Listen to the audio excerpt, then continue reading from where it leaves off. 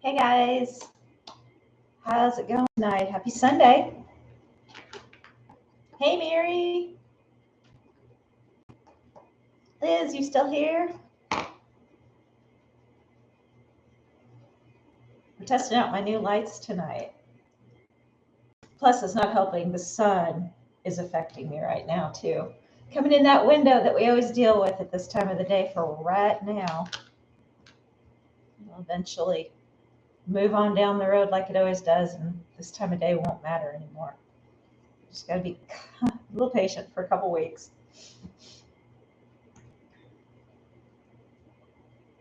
Hey Sarah.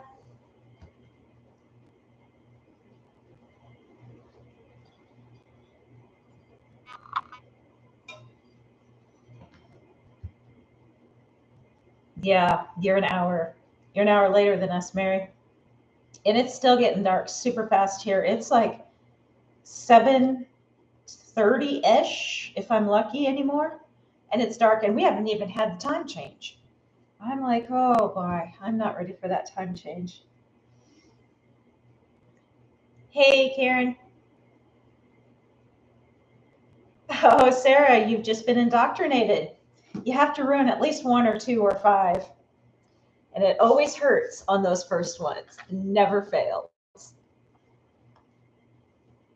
Hey, Joanne. Oh, it's raining. I'll send some this way. We could really use it. It's pretty dry right here right now. So how was everybody's weekend? Did you guys have a good one? I can't believe it's Sunday night again. It just goes so fast. Can't get over it. Yeah, they're going to bed early now, huh, Mary? That's cute. But it's funny how the chickens will do that. They follow the time. They follow the sun. It's really quite funny. Hey, Sandra. Hey, Barb. Hey, Diamond Boutique.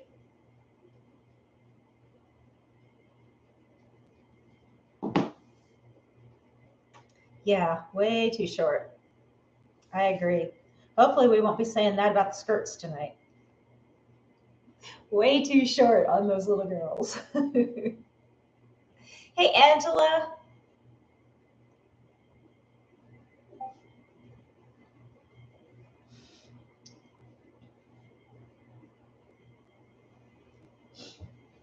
All right, so I'll show you guys what we're doing. I'm sure you all know.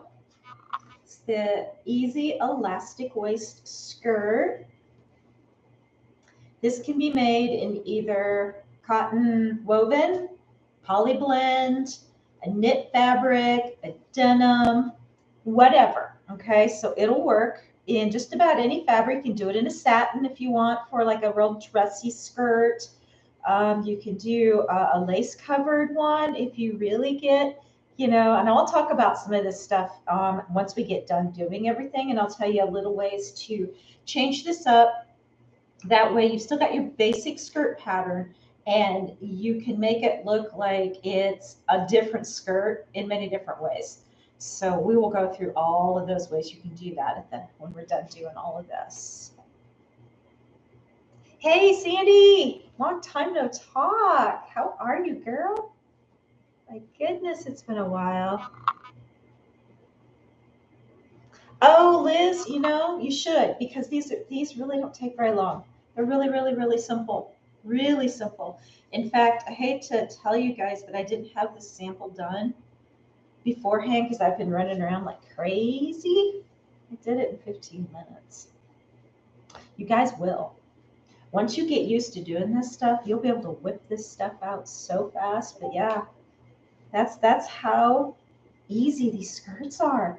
So you guys are going to just really love this pattern. It's super, super simple.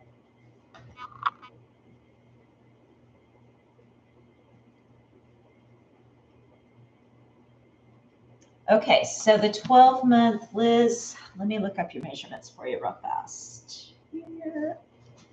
You go search the fabric. All right, so for a 12-month, Liz, you need a piece of fabric that's 34 inches by 11 3/4 inches, or you could just call it 12, because we can make up that difference in a seam. in your hem. So 34 by 12, Liz. And then find yourself a piece of elastic that's 18 inches long.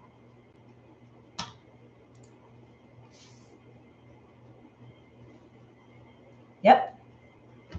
Yep, half a yard. Oops. I made the wrong one small. Yep, half a yard. So 34 by 12. Mary, you need a 3T. Okay, everybody, all the measurements are in the description. So later on, when you want to go back and make things and you need measurements, they're in there. Mary, a 3 is 38 by 15. And then you will need a 19 inches of elastic. So 38 by 15 and 19 inches of elastic. Yeah, Mary, you need a serger. That's another reason why this literally took me 15 minutes. Because a sewing machine, my serger, and the only reason I say that is because my serger goes 1,500 stitches a minute. This one goes like about 650, my sewing machine. So it takes a little longer to finish off edges and do all that, where with my serger, I just sit down and I'm done.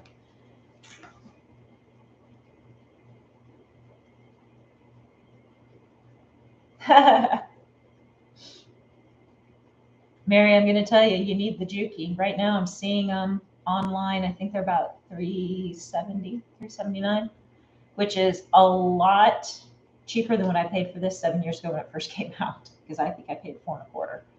So, oh, you're just taking a small break from all the things. Oh, Sandy, thank you. I feel honored you took a break to be with us. Thank you.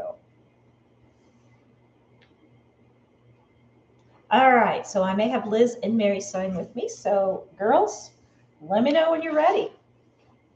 And I'm going to show you guys a little trick on the elastic, getting it through the waistband that I accidentally did when I was doing my pants for market, just because I was so frustrated with how long it was taking me to use just the safety pin to get through. And I was just looking around going, what can I try? What can I try? And I grabbed something that I just had laying there that if you guys don't have, you can go pick up for like 50 cents. And it slid them through in like 2 seconds. And I went, are you kidding me? This is so amazing. So I'm going to show you guys what that is. And you're going to look at me and go, what? I mean, like, try it. It works. It works really well.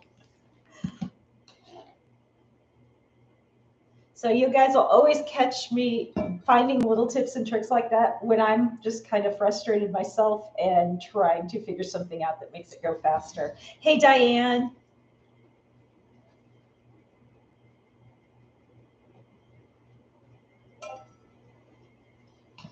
Okay, Liz. You just have to let me know when you're ready. Like I said, these aren't going to take that long. So we've got time. We can chat.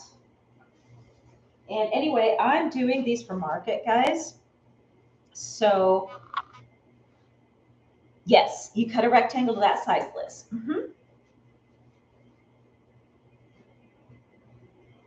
And if you forgot the size, let me know and I'll tell you again.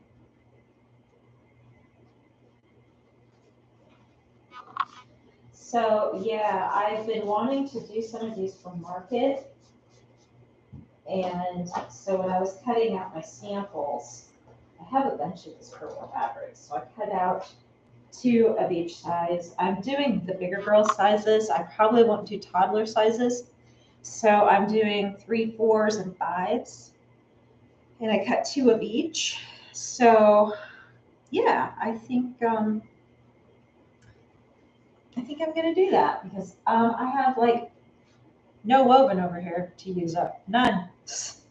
It'll be a really good stash buster for me. Plus, again, it's going to pump up my shop and it's going to make everything look full. And it's something that I can offer in that 15 and below price range that I am having so much luck at. Does it matter directional? It does not, Mary, because this does not have stretch to it. So just make sure your pattern, look at your pattern, and if your pattern has to be a certain direction, just do it that way.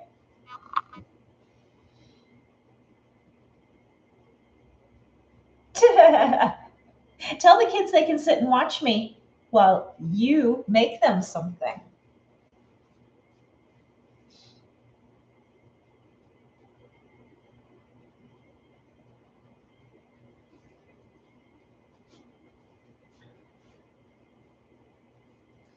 So yeah, I'm all about right now the $15 and under price point for when I go to market every month. It is so well received. I have so many people tell me how good my prices are. They're just shocked. And I'm like, good. That's what I was wanting to hear. That's what I was going for. And so my whole philosophy on that is I'm trying to sell 2 and 3 pieces to one person, not just one piece. So I make a tad more profit if I sell 3 pieces to somebody than if I just sell one and they're a little more expensive. So in the long run, I end up making more money by doing that.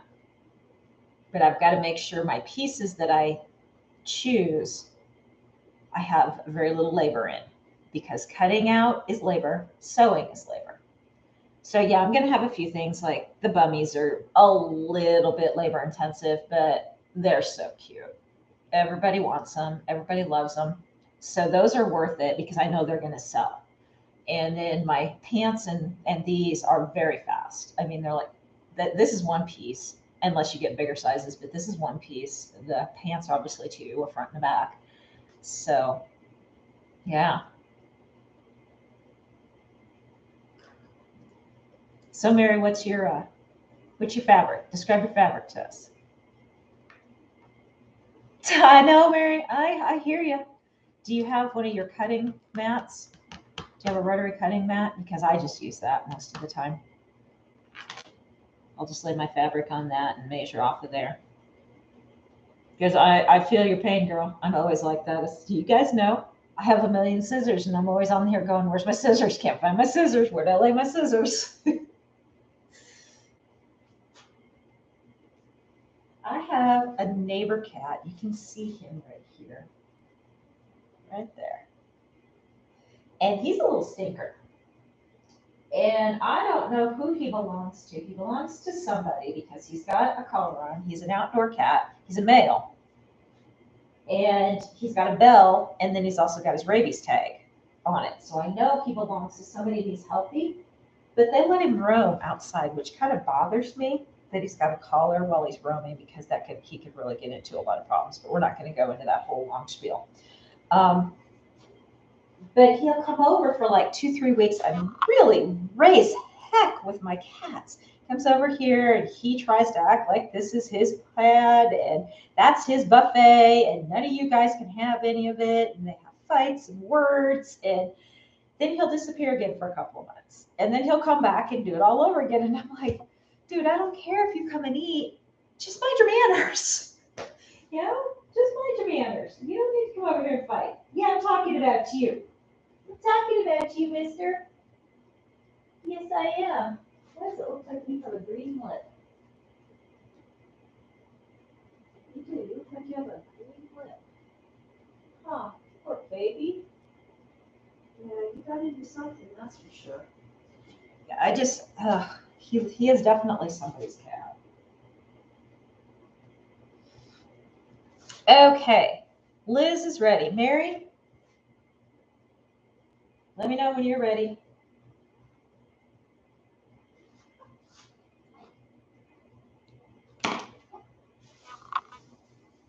He's just gorgeous too. He has a green lip. What'd you get into, bud?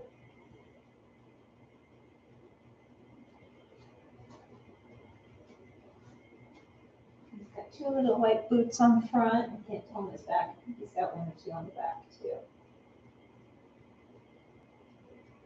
When I first saw him, I was so worried that somebody had dumped him because he had that collar on. And I was like, there's no way I'm going to get a hold of him and get that collar off, because he wouldn't even, I can't even get this close in real life to him. He knows there's a door there, so he feels safe. And it's like, I am never going to get that off of him. And that really worries me. What he's got green on his bottom lip. I hope he didn't eat something you shouldn't have.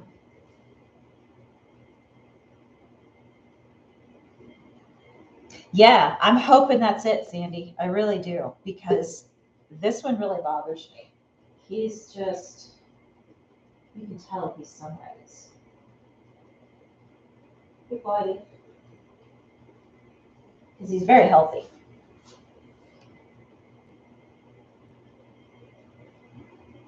Okay. All right. Oh, cute, Liz. That's going to be so cute. Flowery pineapples on teal. Teal and flowery pineapples on a light pink background. That's going to be super sweet. Or he's lost. Yeah, and I thought about that, Sandy. But he disappeared for, I probably haven't seen him in about 4 or 5 months. And so he hangs out here for like about a week or two, and then I won't see him again for a little while. So I don't know. Yep. Hey, Deborah. Yeah, Sandy, he's definitely ready to run. Yep, you see him looking up and watching me? Yeah, he is on high alert. He really is. But I don't mind if he comes over and eats. He just needs to be nice to the residents instead of being a bully. Awesome. All right, Mary. Sticky girls ready?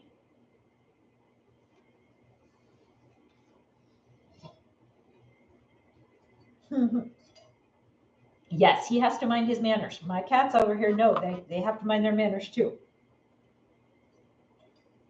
They hear that when they have little squabbles amongst each other. I talk to them just like kids, mind your manners. But they know I come out there, and if they're not being good, they know. They know I show up. Even if I'm inside and I hear them squabbling. Hey, buddy. Hi. Yes, you're handsome.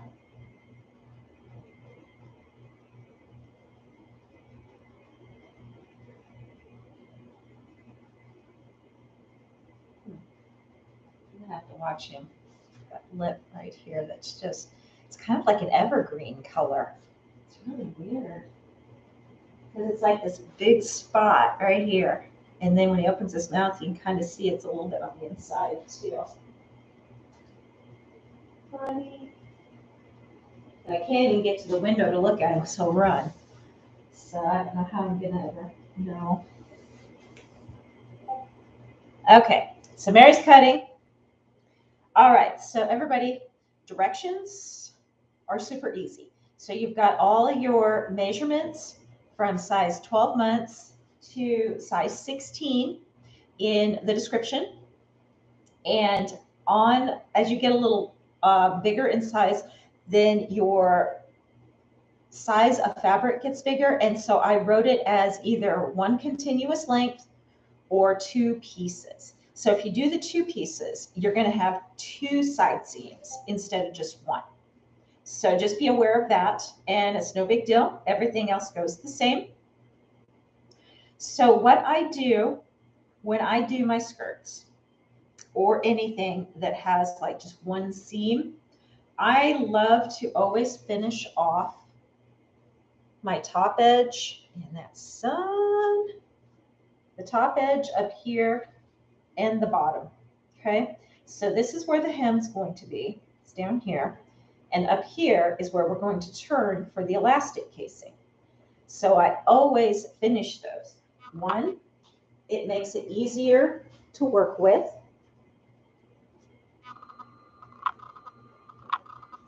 2, they don't fray. You don't want your stuff to fray. So if you don't want to finish it, then what you could also do is go over to your iron, turn about an eighth to a quarter of an inch, and iron it. And then you're going to, when you turn for your casing, then it's going to be caught and you don't have to worry about it being unfinished. So it would end up looking like that. So there would be your turned edge. And then you'll turn it like that. You can do both ways. Either way is right. And Cleo's out there messing with him. It's like, my pile of food, and I'm going to eat it if you don't like it. So I serge those. But if you don't have a serger and you want to finish them, you can just do them with a zigzag.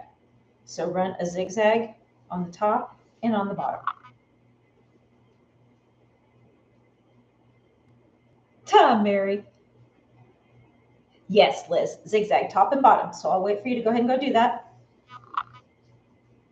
Let me know when you're ready, Liz.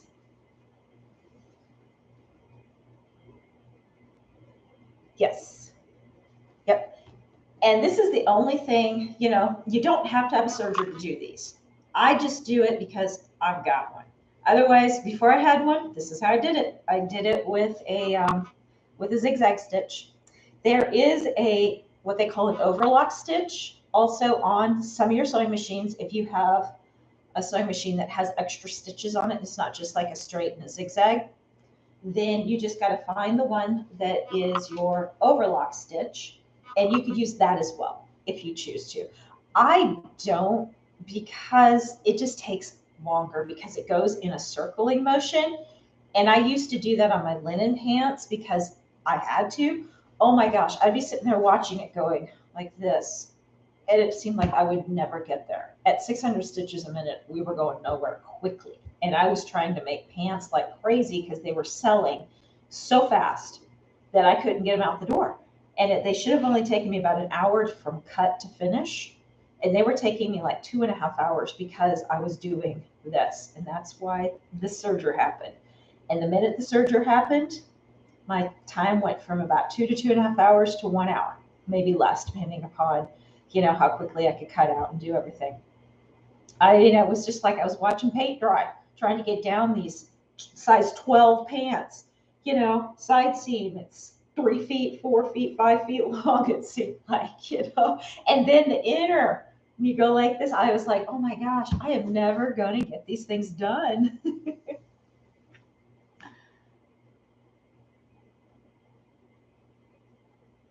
Oh no, Mary, we're not having the bottom yet. Nope, nope, nope.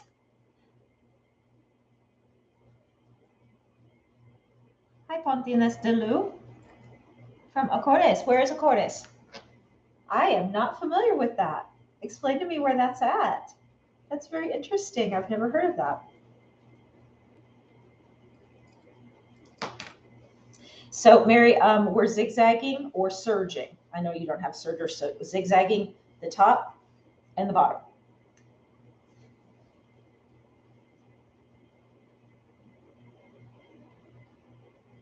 I went ahead and did it ahead of time just because this thing's kind of loud. So with me wearing these new headphones, I know it's going to pick up a lot of noise. And you guys will notice when we do the side seam how it picks it up. So.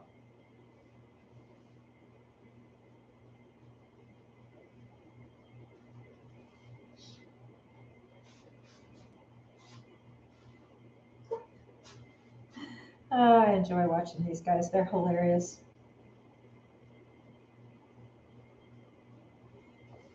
So I got new lights for the shop, the studio down here.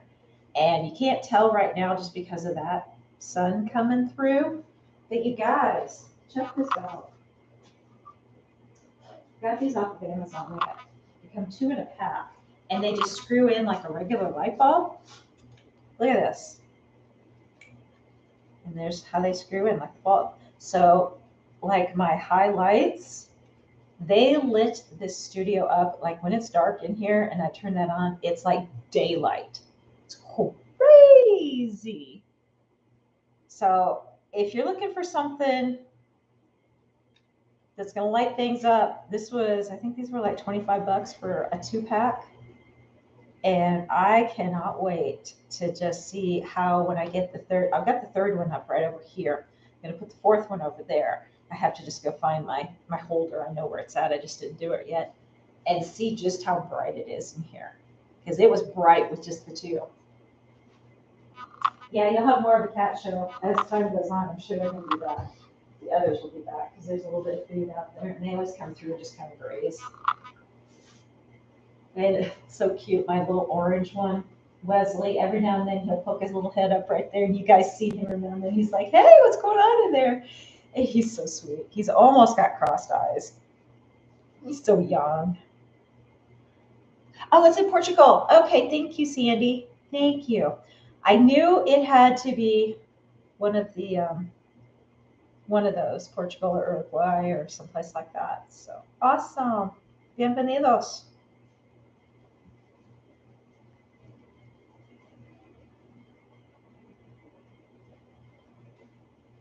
Portugal Islands. Awesome. I'm learning some geography here.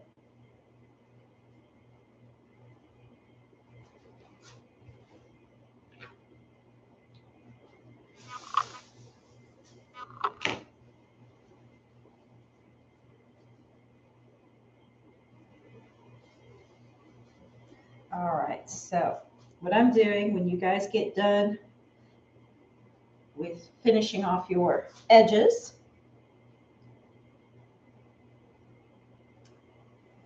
so Portuguese island, do you speak Portuguese, Spanish, both? I'm assuming Portuguese.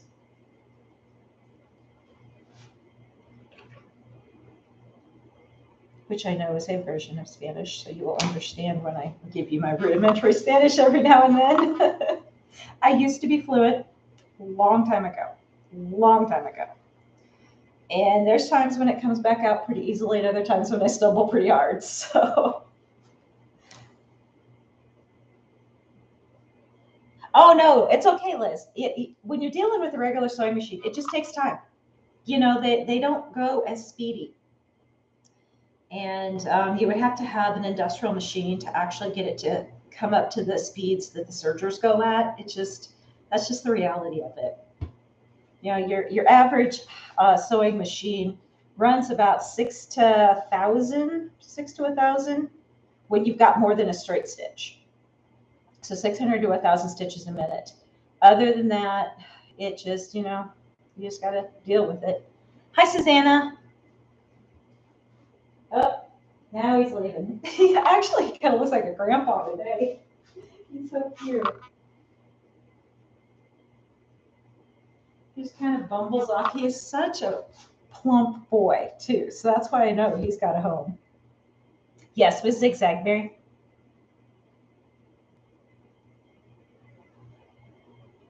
I agree, Sandy. Awesome, Mary. Sewed on edge like the cast over. Yeah, and those are the ones, with your zigzag. Okay, because sometimes that cast over overlock on your machine, like I was saying, can take a really long time. So don't do it unless you absolutely have a specific reason that you have to do it. Like I was dealing with linen, and zigzag on a linen is not enough. So I did the overlock on this baby, and this baby has sewn hundreds of those before I bought that one.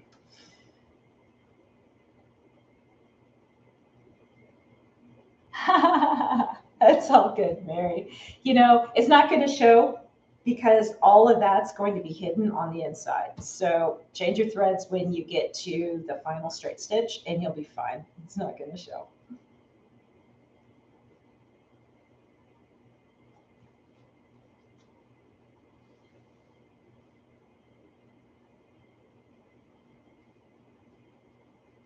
Do have to say though, all these lights in here does make the studio warmer. I turned the air down probably 45 minutes ago, and it's still pretty warm in here. So that's the only bad thing. Okay, well, Mary, you just kind of maybe gave yourself a decorative stitch and didn't know it. It all worked out.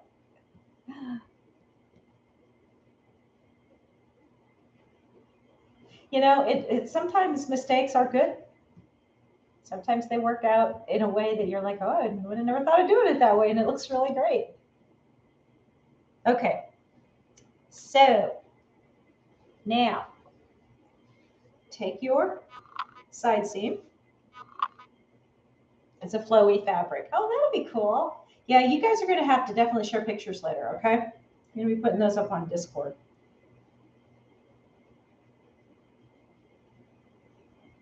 That's okay. It's all right, Liz. All right, so you're going to take your 2 open sides, okay? And you're going to take your inside, that what's going to be on the outside when you're done is going to the inside. This is your right side of your fabric. Trying to get out of this side. So right side, wrong side. Wrong side is what goes on the inside. Right side is what goes on the outside. Okay, so you put your 2 right sides together and pin or clip if you need to. Now, if you've not done these or you haven't sewn a lot, do not shame yourself if you have to pin or clip. I still pin and clip sometimes. And I know I don't have to, but there's times that I'm like, I'm doing it. I'm doing it. If I'm in a hurry and I really got to zip through these things, I will put a couple pins in because I know it's not going to move. So if you want to put a couple pins in and place them so that you don't ever have to move them while you're sewing, I'll show you. Just don't poke yourself in the process of sewing these. I've done that so many times. It really hurts. It really hurts because while I'm sewing is when I get myself. Okay, so I'm going to walk over here because that sun is not being helpful. So you see how I pin so far down that when I sew, I don't have to move pins. I just sew. And then you can go pull your pins out later when you're done. So go ahead and pin. And Mary, using flowy fabric, pin a lot. Because a flowy fabric is going to move on you.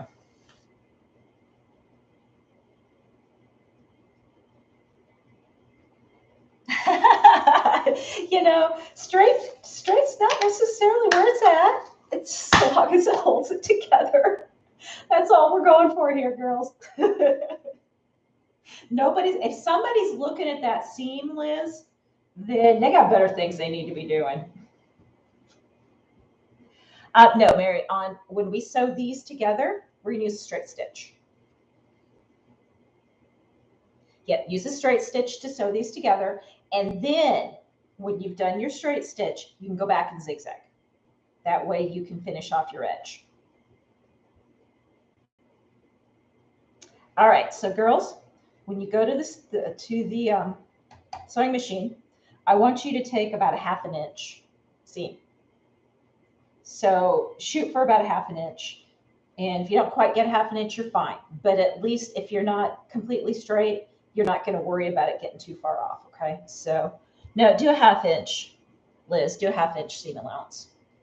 1/4 inch, I don't think it's going to give you enough if you're wandering just a little bit. And on these, it's not going to matter if you take an extra 1/4 inch because they are so full that it really doesn't matter. I'm using both machines. Yes, Scandeez. So I'm using my serger to do my side seam as well. So if you have a serger, you can do that. You don't have to. You can use a sewing machine to do your side seam.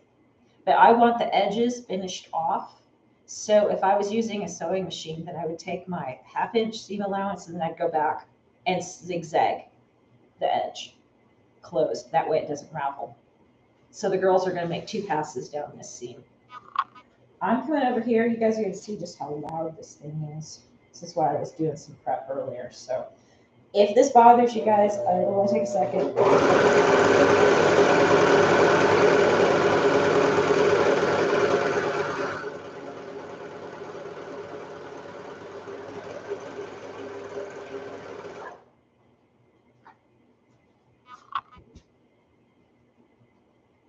Oh, and that's fine, Mary. Actually, when you're doing with a flowy, you want the walking foot, unless you're zigzagging. I don't know how well the walking foot works with your zigzag.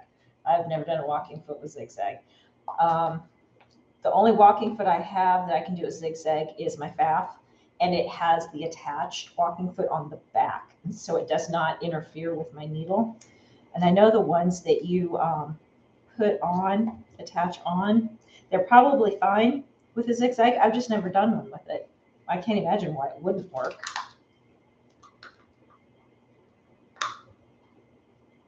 Absolutely, Angela. Yep, yep. Absolutely, that would be super cute.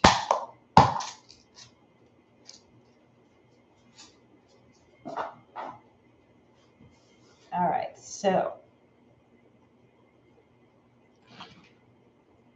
when you are done sewing your seam allowance, girls, go back and do your zigzag over the edge to close that edge up so that it does not ravel. Okay, cool, Mary. Yep, I'm sure it does. I've just never done it. I've only had the one. I know I have a walking foot for my brother. I just don't put it on. When I use one, I use my FAF just because it's attached and I just pull it down and go. I don't have to change feet. I don't have to do anything. But now that my FAF needs to go to the hospital because she got a little problem. So yeah, I pulled the plate off, the base plate, to clean it last week. And for some reason, when I put it back on, the base plate on my FAF does not have screws. It has like a spring. So you pull it off and you just pop it right back on. When I went to pop it back on, and granted, that thing's 20-some years old, so that's probably why this happened. But the metal piece that holds it on bent down, and I didn't know it. And I always test, whenever I put that on, I always test and run my needle up and down once on the side, and it hit and threw my timing out. So I could fix it myself, but I don't want to mess with it. It needs to be cleaned anyway. I'm just going to take it over to the little guy down the road and let him clean it up and fix it up for me and bring her back home. But yeah, I was really bummed. And then when I was trying to get something done, then I couldn't find the cord to this one. I'm like, are you kidding me? I have 3 sewing machines and 2 of them I can't use. Really? Oh, when it rains, it pours. I finally found the cord, but. Okay, so when you guys are done with your side seam and you have it finished with your zigzag as well, let me know and we'll move on to the next step. And this next step is going to involve your iron.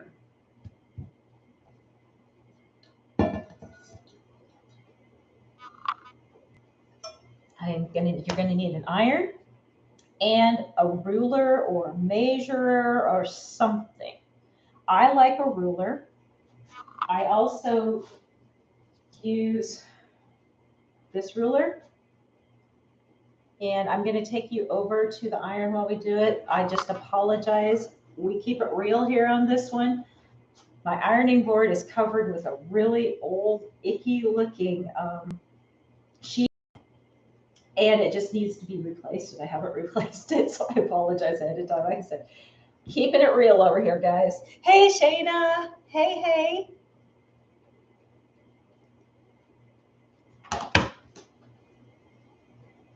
All right, and I'm going to move my serger because I'm done with it now. It's out of the way.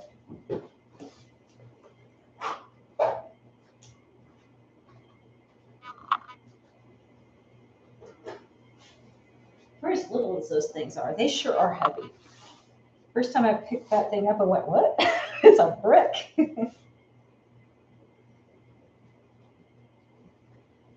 Hi, Mia. How are you, girl?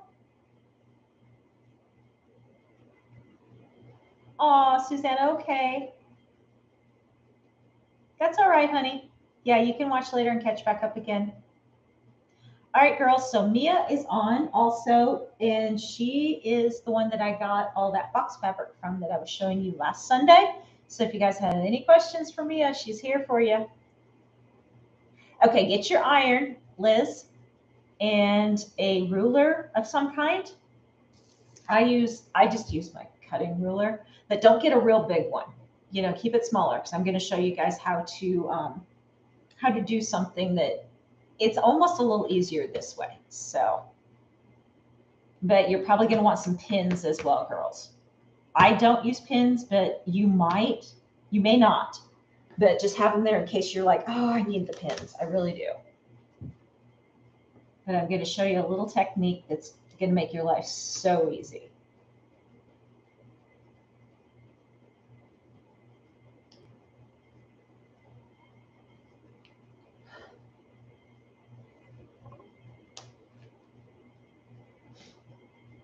Clips work. No, not on this one, Mary. I'm not going to recommend clips. Hey, Juana.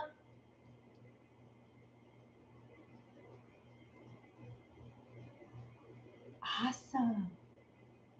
Awesome, Mia.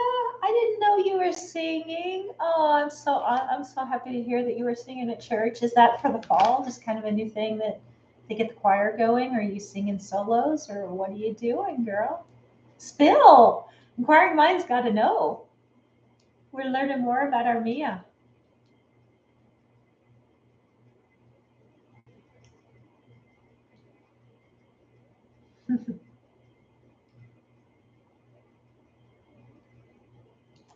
All right, so girls, you got your iron, got everything, you ready to go?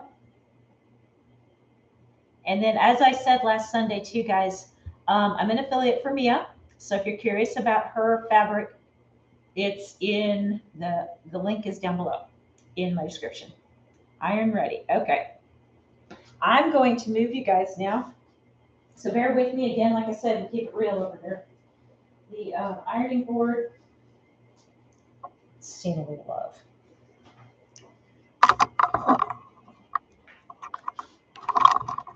Okay.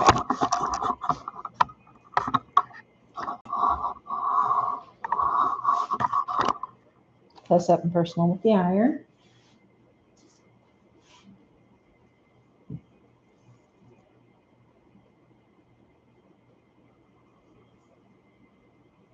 Oh, amazing, Mia. That is so cool. What an honor. All right.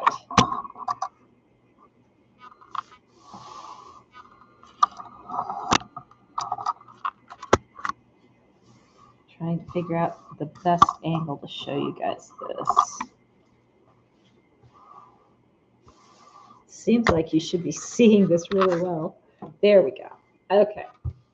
So I've threaded it onto my ironing board. So we've got the tube. This is the seam that we just put in. Okay. Hey, Sierra. So I'm going to iron the seam real quick, just to flatten it. It's just much easier right at this point to do this. Okay. So I just iron it real quick down. Now it does not matter unless your fabric is directional and it has to be a certain direction, which side you do the hem on and which side you do the elastic waist part on. But if it does matter, you make sure you pay attention because I still will screw this up too, guys. So always double check when you go to do something, okay? But if it does not matter, then what I want you to do now is you're going to grab your ruler. And what we're going to do is we are going to put in 1.5 inch casing for our elastic, okay? So what I like to do is I'll just give it a healthy turn. Then I will come back and kind of, you'll learn eventually, you'll eyeball it and know that you're kind of there. And I'm on 1.5 inch right there. I'm measuring. You can see that. There's my 1.5 inch. So I'm measuring from the top down to the bottom of that surged or zigzagged part. That's your 1.5 inch, okay? So what we're going to do now, and you can see on this ruler, this is why I like using this ruler, because it shows me all the way across. And it doesn't have to be super exact, but you don't want to be too far off either, because I'm off by like maybe, a 1/16 of an inch there. That doesn't really matter, because it looks like I'm kind of off by 1/16 of an inch all the way. It doesn't matter. that part, but don't be less than 1.5 inches. Keep it at 1.5 inches or just a skosh more. So what I'm going to do now is I'm going to go and I'm going to iron up here.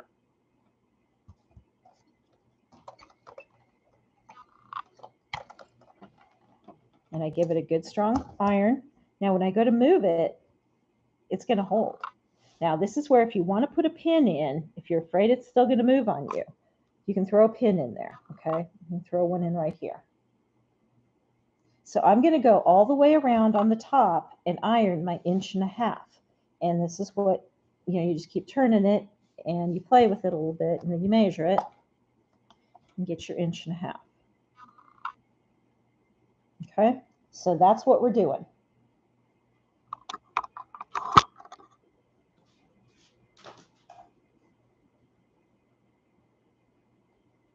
Hey, Evelyn.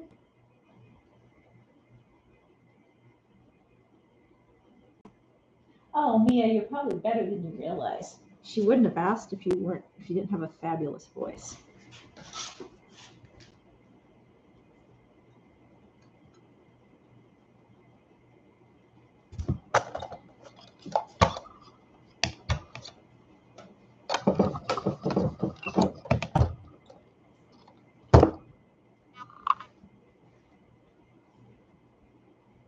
And if you find out that you've moved it just a little too much, just get a little thing of water and spray it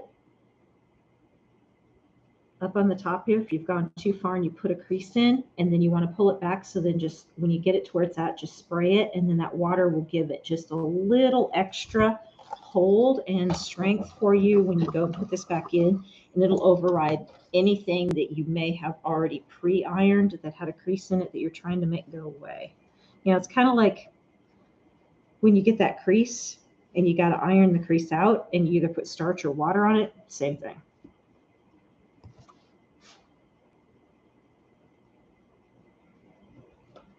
And if you get just a touch off, just kind of move it with your fingers.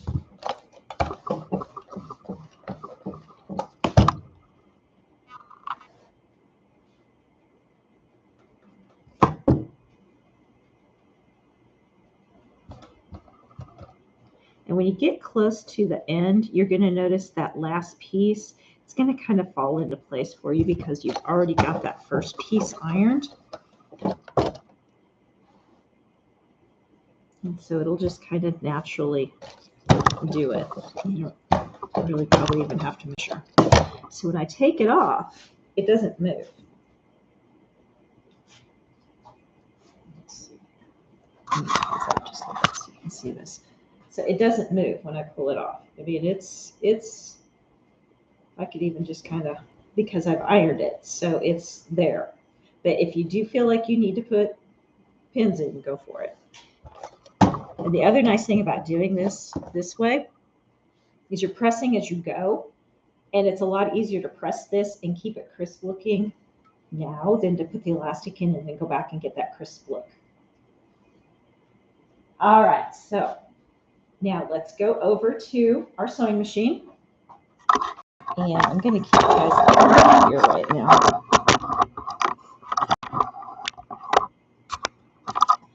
And what I want you to do is you're going to sew right at that edge or in the middle. So if you've zigzagged, it'll be at the top of your zigzag or in the middle. I don't want you any higher than that. So most of the time I try and run right down the middle here, because then I can place that right in the middle of my foot and right where my needle's at, and I can just run that right there. So leave yourself about 3 inches opening. So you're not going to sew it closed, okay? So when we start, I'm going to start like right here, but I'm going to end back here, and I'm going to leave this part open from here to here so that we can put the elastic in, okay? So go ahead and sew that. And I also have taken off so that my arm is free. So you notice I usually have a piece here on my sewing machine. I pulled that off. So my free arm, everything flows around it. You don't have to do that, but I find it makes it so much easier.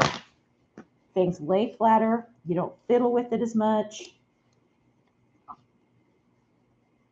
All right, so we're going to just sew this and make sure you sink it back and forth. So you go forward, go back, go forward. And then the forward, that second forward, you're going to go all the way around. Then when you get to that 3 inches, then forward, back, forward, because we're going to be pulling on that. And we want to make sure that that stays put.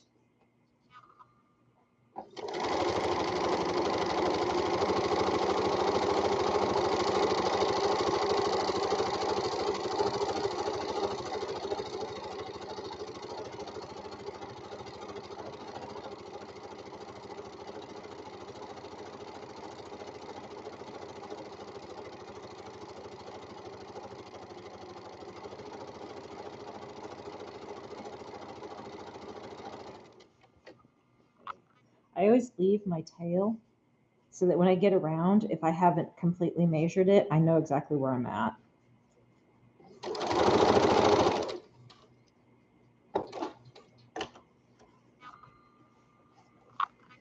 And this is my tail of my serging.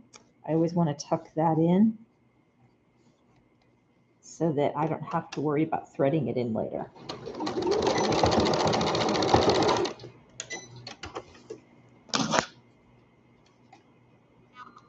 My machine's so old it does not cut the thread like all the newer machines do.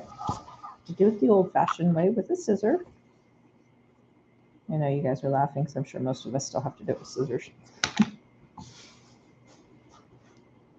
Hey, Lakeisha.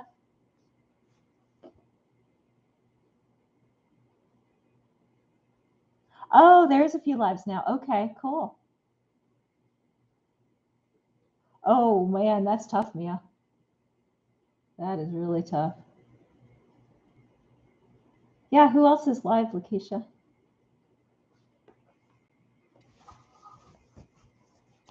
All right, so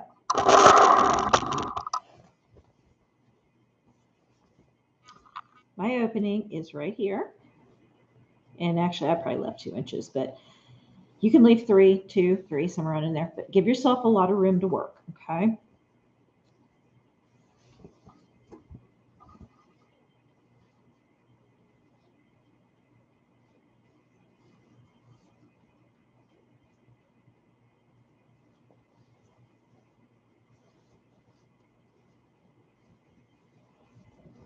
All right, girls, let me know when you're caught up to me.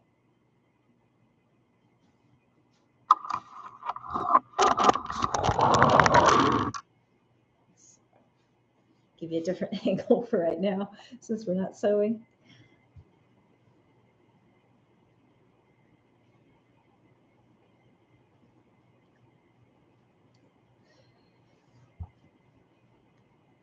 All right.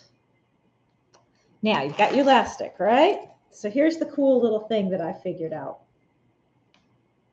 So if you have, and if you don't, you can go purchase one of these. See these little turnbuckle? It's got the opening down at the bottom, and then it does this. Well, we're not using this part for anything other than the fact that it threads through your casing slick because it's big, chunky, and very slick. Then I thread it through and I put a pin. Okay. This is my Janome. It's Memory Craft 9500. It's an older one, but you can still buy them. I love this machine. I love, love, love this machine. It's a sewing embroidery combo. And it does up to 5x7 on the embroidery, and the embroidery's nice. And it sews like a dream. I've had this one also about 20 years, but I was amazed. I went and looked, and they're still, you can buy them. They've had several models upgrade since, but I like this one. And I know Mary's got a Janome, and she loves hers too.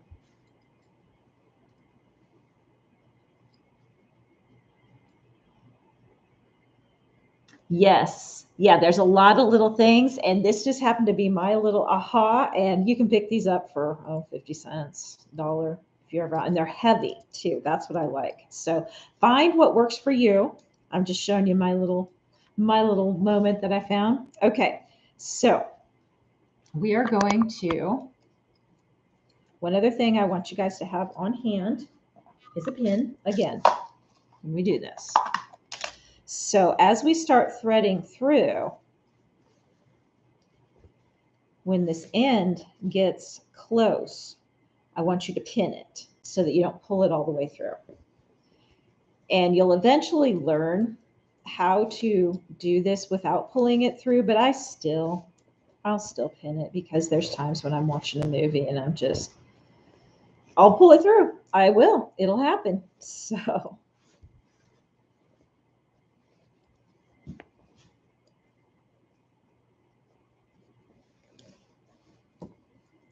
all right, and just make sure too, this will help you keep from twisting your elastic. You'll always know it's right.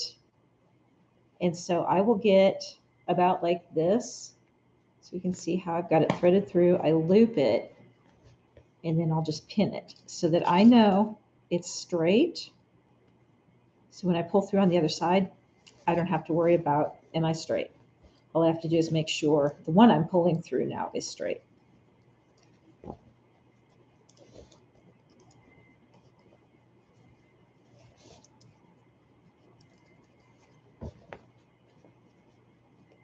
And if you're using super thin, like 1/4 inch elastic instead of 3/4 inch, they also have ones of these that have smaller ends on them. So they're much smaller. So your pockets are smaller if you choose you like this. So your pocket, I call this the pocket, or your casing will be narrower because your elastic isn't as wide.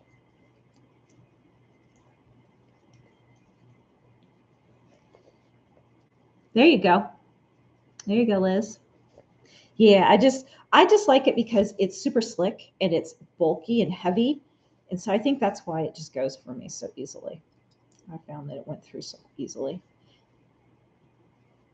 But don't just fight with using just that pin on the end like we normally do, because it'll take you forever. There's things out there. So if you're finding you're taking a while to get your elastic through, just find something to thread onto the end to help you get it through that quicker. All right. So what I'm going to do then is I've pulled my elastic through.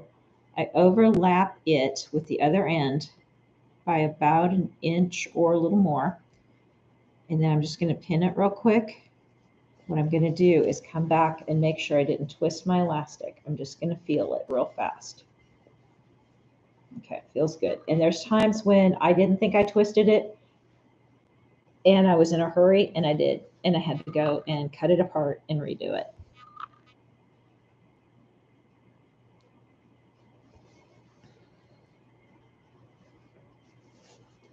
All right. So how do we sew these together? Okay, so I've pinned it for now. So when I come back over here, I have several different ways I do it. If you want to zigzag it, you can zigzag it. You can go straight stitch just up and down. A lot of things though that I've noticed I want to do when I have it 1 inch overlapped is I want to make sure I catch both sides so I know it stays really well. So I'll do like an H or an N. And then that way I know I've caught the thing, it's not going to come out. So again, forward, backward, forward when you start and when you finish. And always make sure your needle stays in the down position. This is one of those times that really matters, because you're going to want, if you want to do the H or the N, you're going to want to be able to lift your presser foot and spin it just enough to be able to do that.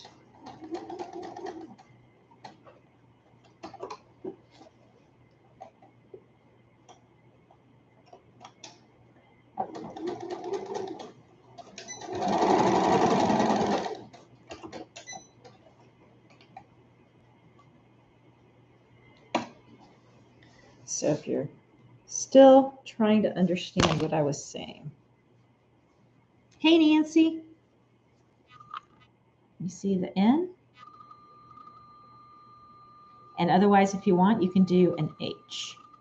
And then that way you know you've got both sides caught with the up down, and then the N part, or the leg that connects the N or the H, is just getting you to the next leg, is really all it is. Okay, so once I've done that, then I pull it in so that it's now in there. And then I can go back and finish sewing. So forward, back, forward, forward, back, forward. Both sides, and this is the opening. I'm going to finish sewing it across. Hey, Liz.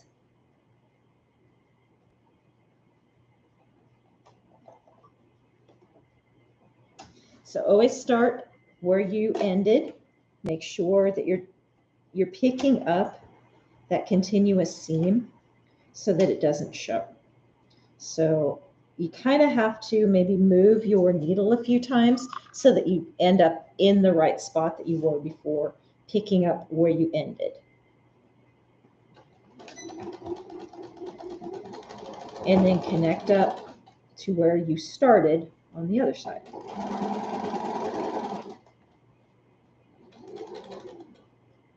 That way, if somebody's looking, the only telltale sign is they might see a little extra thread from where you started and stopped.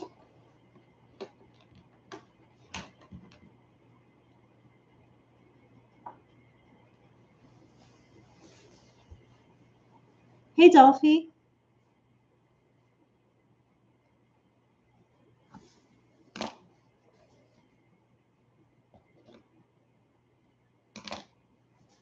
Okay, so you can go back and you should have completely cased.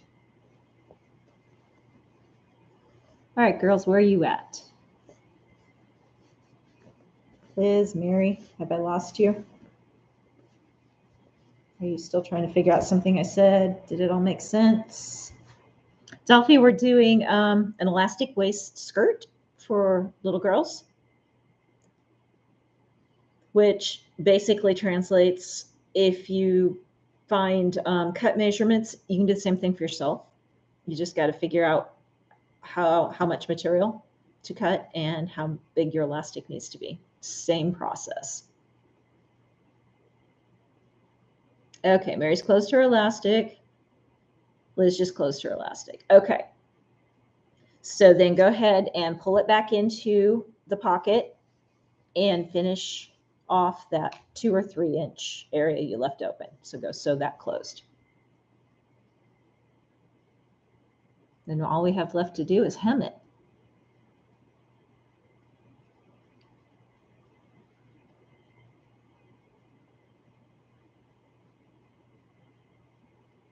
Okay, Mary's got the pocket closed. Liz, let me know when you've got yours. And we'll move on to the hem.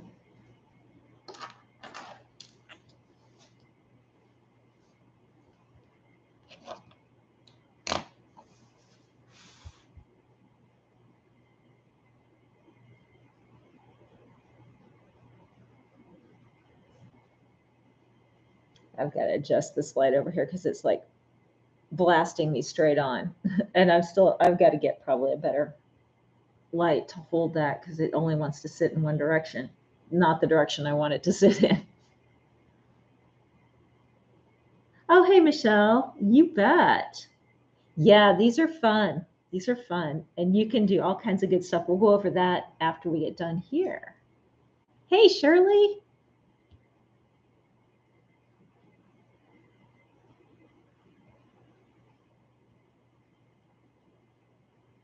Okay, Liz, do you have your pocket closed?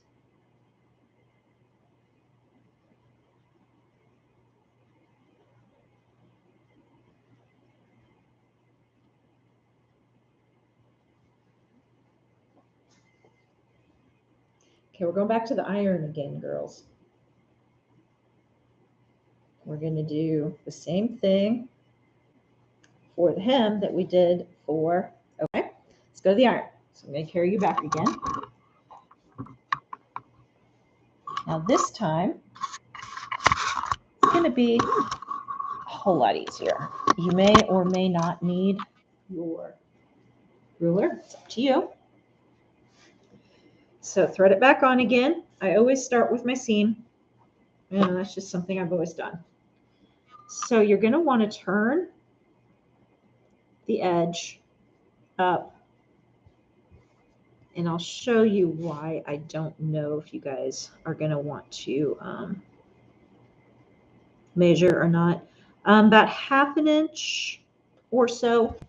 You can go more if you want. So this, see how I've got the serged part here? And I go twice the distance of the serged part when I turn it. So I really don't necessarily have to measure it. I can spot measure here and there, but you can pretty much eyeball it pretty well. So turn it, give it a press, and do that all the way around.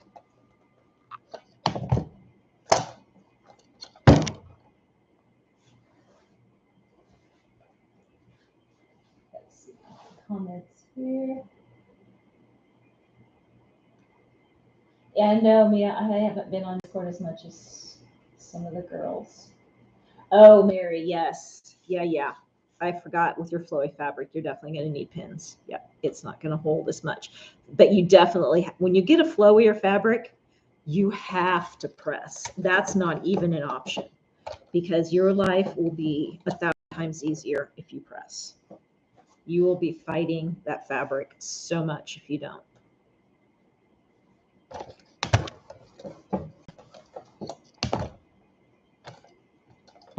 But that 1/2 inch is just, it's just what I usually do. If you want to take more of a hem for the girls, you know, go for it. And then whatever, you know, if you feel like you want to do that, that way you have room for them to grow into it and you can let it down later, whatever. I've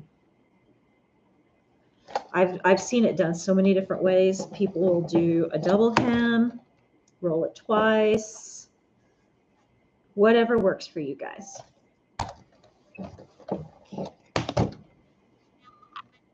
So then all we do, I'll come back over here again.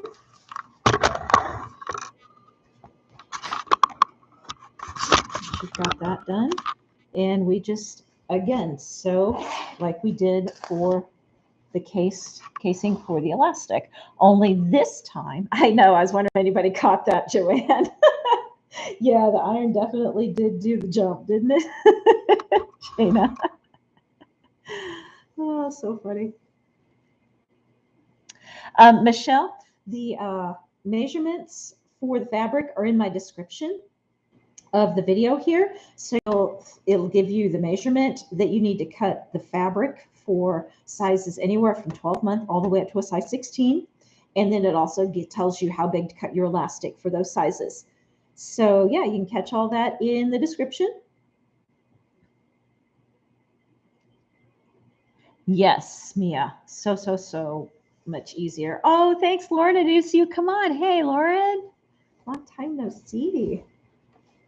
Okay, so I said we're going to go and do like we did with the elastic casing and sew this, only you're not going to leave an opening. You're just going to sew it all the way around.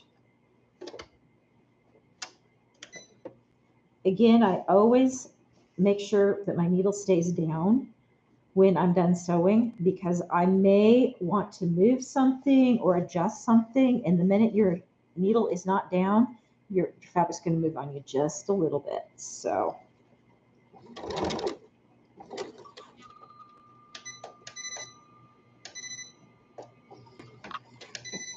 oh, I hit the wrong button. That's why it keeps talking to me.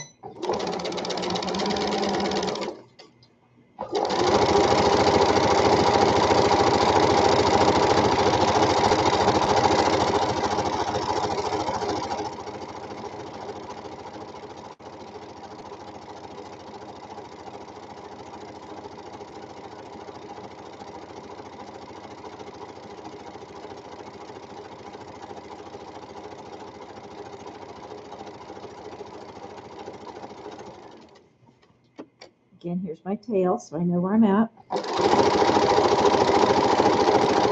Now I can cut my tail before I finish it off.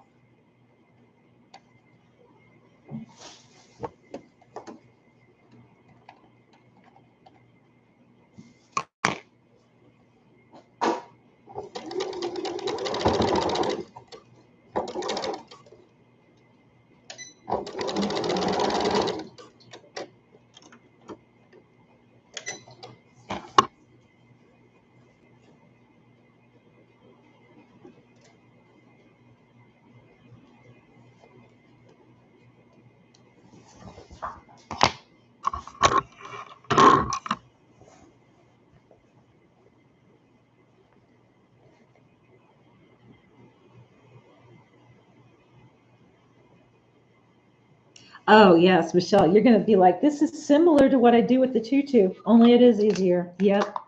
Oh, she's going to love it. It's okay, Lauren. That's not I was just like, oh, I missed you. I didn't see you come on.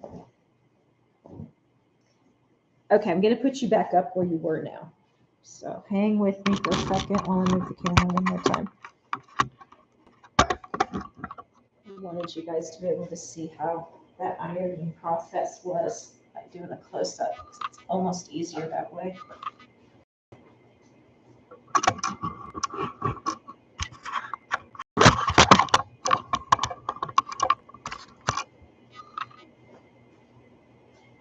There.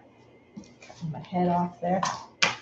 All right, so when you guys are done sewing your hem, if it needs one more pressing, press it. But if you've pressed as you go, it doesn't need it. You should be fine. But every now and then I'll be like, oh, I want to repress a certain area. But that's the one nice thing about pressing as you go too. You don't have to stop and then fiddle with it later. You can, especially if you've got a child that wants to put it on right away, you know, you're like, okay, you're good, here. So anyway, so you can easily change these up. That's what I was talking about earlier in the video. How can we do that? You can add some kind of trim at the bottom. You can add a ruffle at the bottom. You can add a second piece over this. So if you wanted to do like a sheer fabric over, then what I would do is I would do it at the time that you're doing this, and then the sheer fabric that goes over it, because you know how you'll have like a peekaboo lace and there's a satin underneath? They're sewn as one piece, okay? They're not two.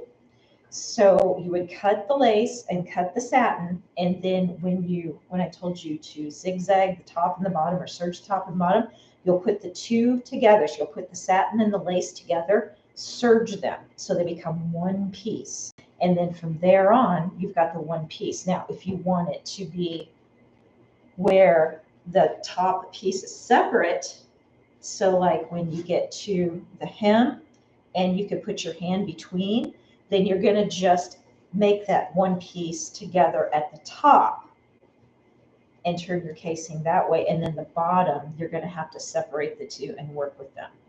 So that's the only difference if you wanted that separate. Sometimes that gets to be really fiddly with some of those laces though, because they just want to fray like crazy. So I'm just going to warn you, if you do go down that road, be prepared. You could end up throwing this across the room.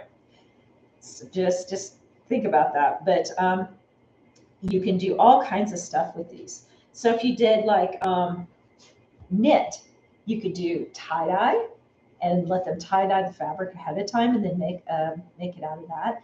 If you have a really big t-shirt that you could get the right amount of fabric out of it, you can make repurpose a t-shirt that maybe your husband had or something that you thought would be a cute little skirt. You know, it could be all the graphic stuff all over it or whatever.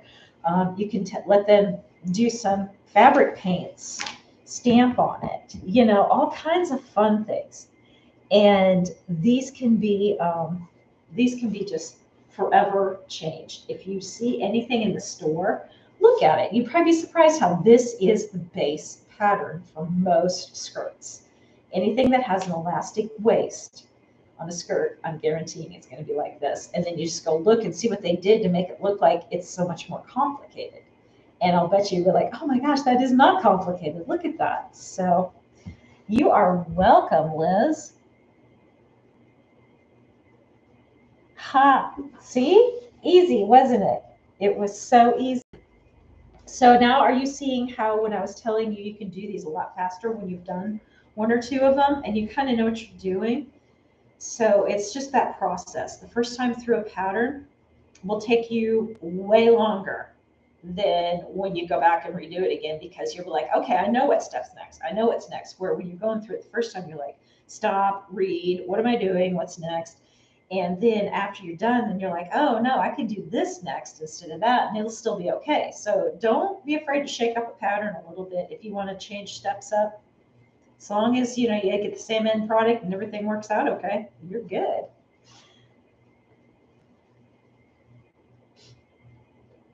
Oh, you'll be fine on that quilt, Liz. You'll be fine.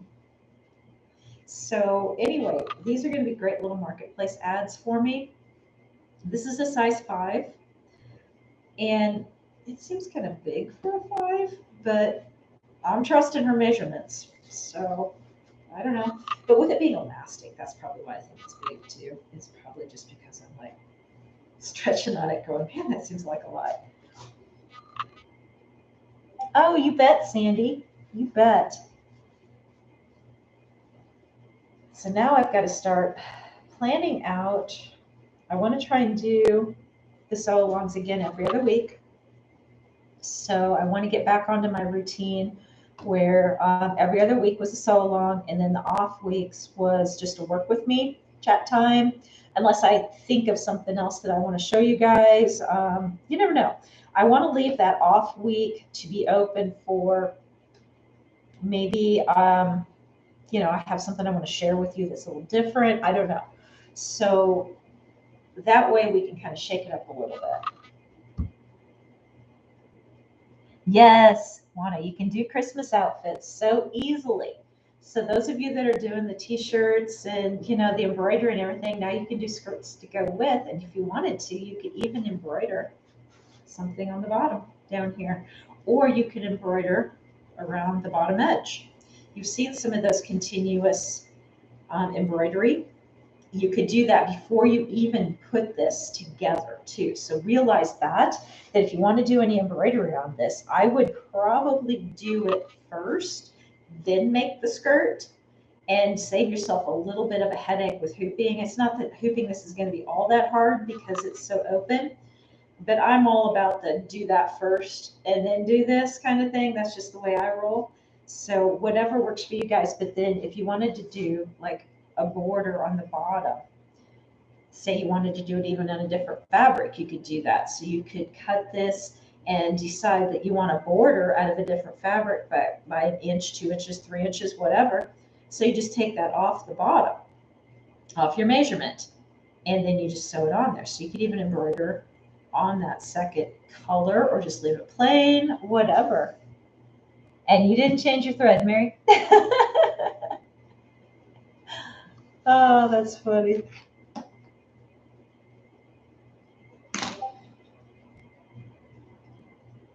Yes, screenshot the measurements, Liz. Absolutely.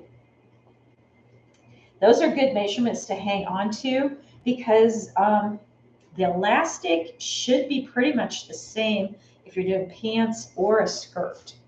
So yeah, that would be a good one to have. Birthday outfit with that and a t-shirt instead of a tutu. Yes, absolutely, Sandy.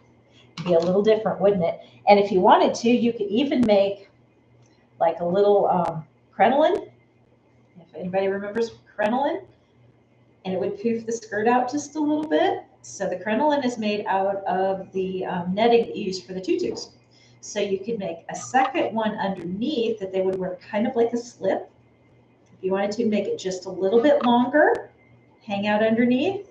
And so that would be kind of fun with leggings and some boots, the little chunky boots, little socks or something, or even do like, instead of leggings, do the 3/4 length or the capri length. And then they put on the socks and the big chunky boots. That would be really sweet.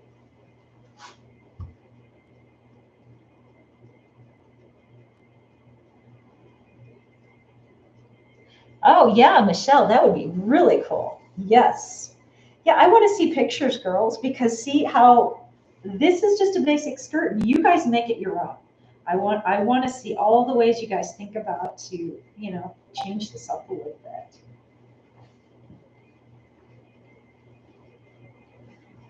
So yeah, when I finally get to some of my other fabrics to do these, I'm going to start changing them up too. I just wanted to spit these out real quick, and I knew I was doing the sew along, so I was like, oh, I'll just make a bunch of these. These are kind of like a neutral in a way, this lavender fabric, that it would be really good, like a basic for somebody to have. So it could be an everyday skirt. You could, you know, dress it down, dress it up. So that's kind of what I was thinking on this. But then when I start doing some of my other fabrics, then maybe I can start changing it up a little bit too. But yeah. So I've got my 2 size 5s done. I've got my 3s and my 4s. My 3s and 4s are cut out over there. I'm not doing 6s. I probably should though, because they are so easy. I'm still kind of trying to decide how far up in size I want to go at market. I haven't decided if I'm going to stop at 5 or if I'm going to go through a 6. Because sometimes, you know, one's going to sell really good and then another may not. So I don't know. We will see. You can use no roll elastic, Sandy. Very good point. I probably would. Let me see what this one is. I don't know if it says. I don't think this is specifically no roll, but it is so soft that I don't think it's gonna roll. So the one that I got is from Mandala Crafts, and I just bought it on Amazon, and it's really soft. I really like it. Some of them can get kind of stiff that you buy at Hobby Lobby and Joann's, where this one, I mean, look at this, it just rolls right over. Where the stiff ones, I would be kind of like fighting it to roll it like that. It just doesn't, you know, it's pretty floppy. So, I would, Lauren. Yeah, I will. I will accept custom orders. I haven't been approached yet, but I bet I will be eventually. I think as people get used to me being there, I bet that'll start. So yeah, I've thought of that. Yeah, these are from.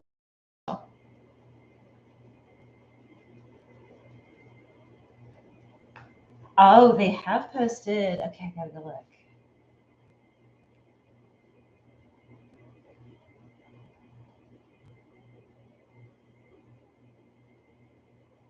Oh, and yeah, Mia to that for that kind of a thing. Yeah, that's a you take a step, do something, stand back, make a decision. Go forward one more step, stand back, make a decision. Because when you're dealing with some of those fabrics that you were dealing with, sometimes there is enough. I want to say hand to them, enough stiffness, enough that you don't have to go that extra step that you were thinking you were going to have to go sometimes. So yeah, that's awesome. Oh, you do use that too. Yeah, I love this stuff. It's really soft. It doesn't say no roll, so yeah, I don't think it is no roll. Because usually it does say it. All right, let me see. What do we got here?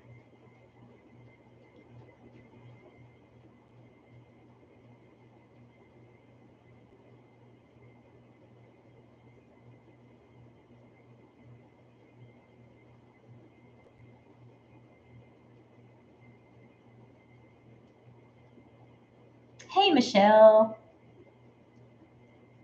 Trying to figure out where'd you guys post?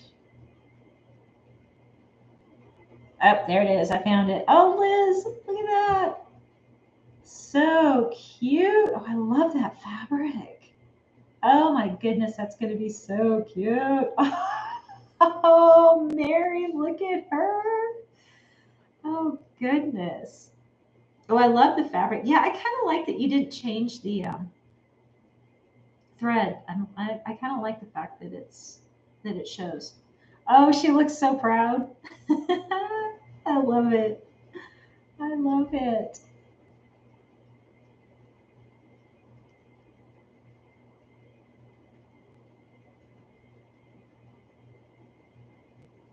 That is so stinking cute. You guys did such a good job. Be proud of yourselves. That was really good. I'm excited that you guys sewed with me. That was fun.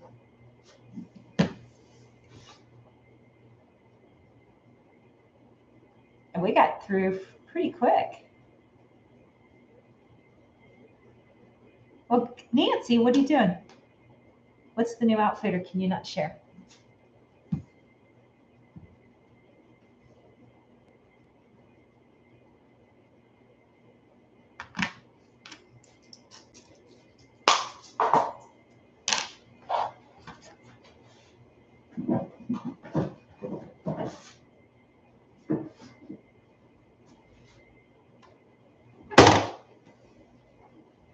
Gotta pin my size on here so I don't forget. It's a surprise. Okay. I wondered. I gotta pin my size on here so I don't forget. I've got to make new size tags because the tags I've got have combination like 4, 5, 3, 4, and these are straight 5s. So I make another tag. I think what I might, and I was thinking about this the other day, I think what I might do is I think I might start making some generic tags for cotton and then have a line that I write the size on with washable ink. And then that way I don't have to, it won't slow me down, I guess is where I'm going. Because was trying to tag last night while I was going, because I'm getting to the point now where as I cut, I tag them so that I know what size they are in case they get mixed up and don't end up in the bin they're supposed to be in, marked for their size. And I started thinking, wow, it would be so much faster if I could tag and then use a washable marker and write the size on there instead of searching, looking for the size tag. Because I was losing time doing that. And I'm all about this time thing. So, oh, you bet, Liz. Yeah, I'm going to definitely try and research a whole bunch more that are super simple for you guys too. She's cheesing. She was cheesing, Mary.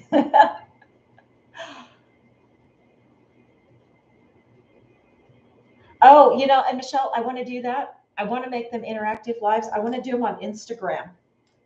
My thing that I'm fighting right now is battery for my phone because I use that to do the lives and then I use it for obviously my sales. So I've got battery backups, but I've only got a couple of them. So I'm trying to figure out some way that I can do that without killing my phone. So it's coming. I wanted to be interactive at the markets. So yeah, it's coming.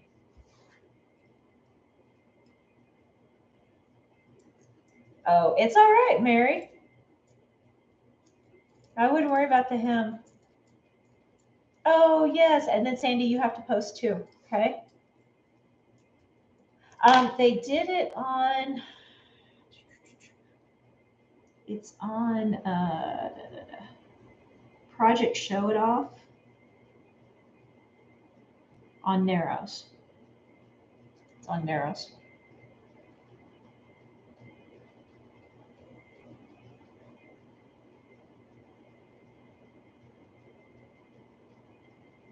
Yeah, I know. I do the same thing with the cat.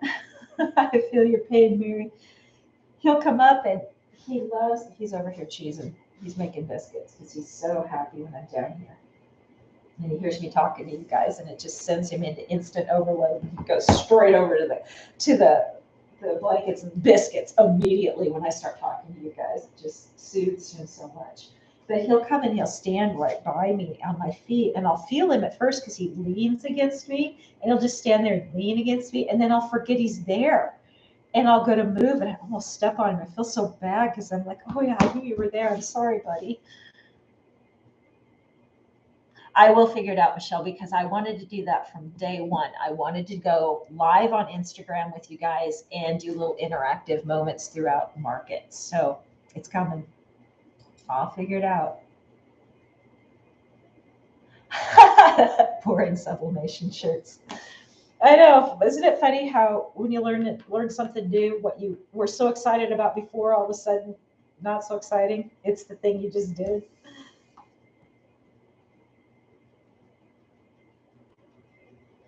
Yes, yeah, put it over Nediani's too.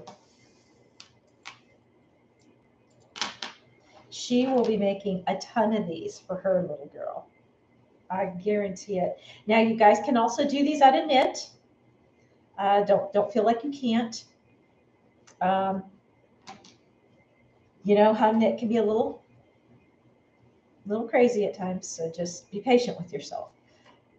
To practice on the I call these stiffer fabrics. They're not stiff by any means, but they're stiffer than knit. They have, they're easier to work with. So yeah, didn't they do a good job, Mia? They did. They both did an amazing job.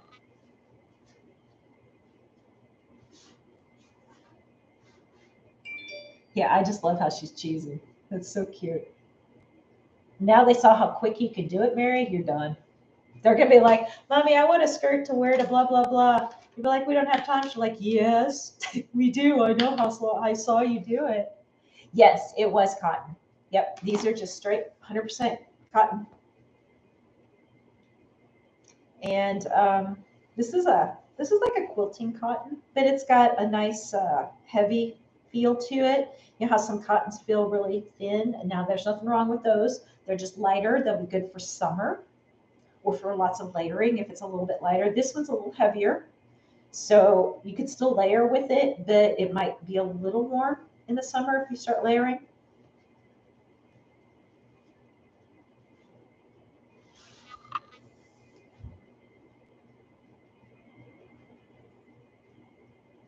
Yes, I know, Mia. Yeah, knit has its. I love the softness of it. I agree, and you can kind of put it on and wear it all day, and it doesn't wrinkle as much as like this does. You don't look like a hot mess by the end of the day.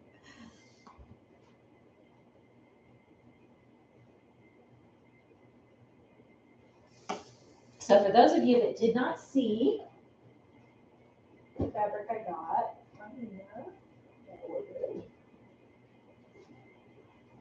I got 3 different bases all in the same print.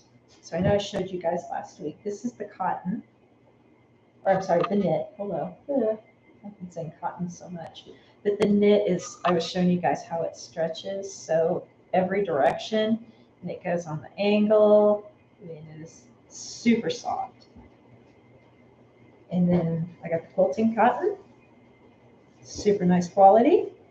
And then the Minky. The Minky's so soft. I love it. I love it. I love it. So, like I was saying last week, I have sets in my brain. I ordered this, all 3 in different bases for a specific reason. And I will eventually get to these. Once I get a little caught up on by market, once you sell really well, you kind of have to replace it. So that's kind of where I'm at. But this will happen too. And then, of course, the day job gets in the way. So I have to keep up with that. And I usually don't travel, but this is a travel week. So that kind of is rocking my world when I want to be doing something else. But it is what it is. I don't have to travel too much anymore, so I can't complain. And I enjoy traveling. I just had other things I had planned for this week. Literally, I took tomorrow off to be with a friend of mine that had come back into town, and now I don't get to see her. I'm so bummed. I'll see her in a week, but it won't be like we were going to like spend the day together. Now it will be kind of a hi bye kind of thing. So I'm kind of bummed. Yeah, that day job just oof.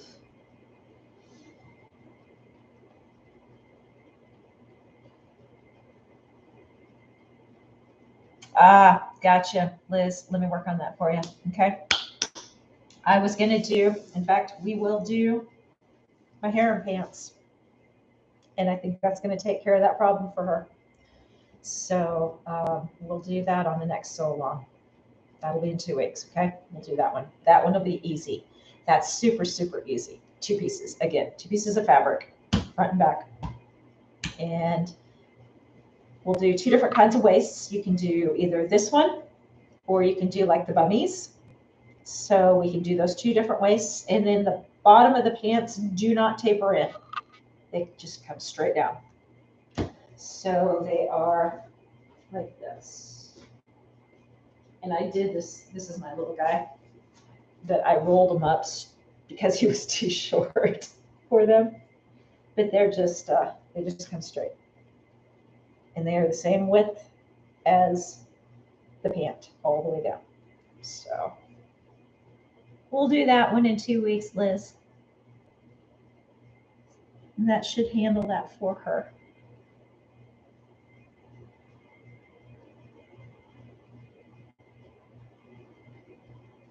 Yeah, Mia, you'll be probably the first one I show it to. So it'll be fun.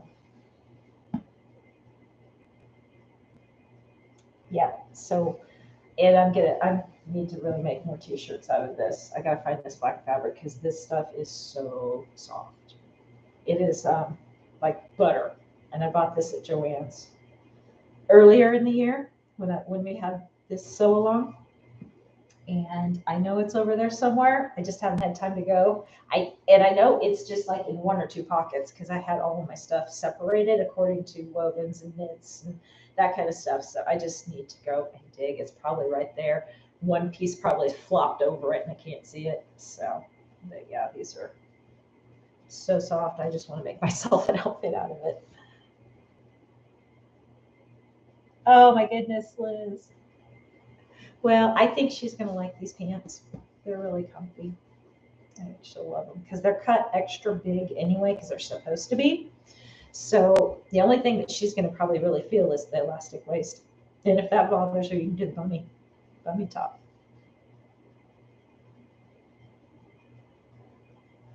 Oh no, Nancy. That sounds about like me.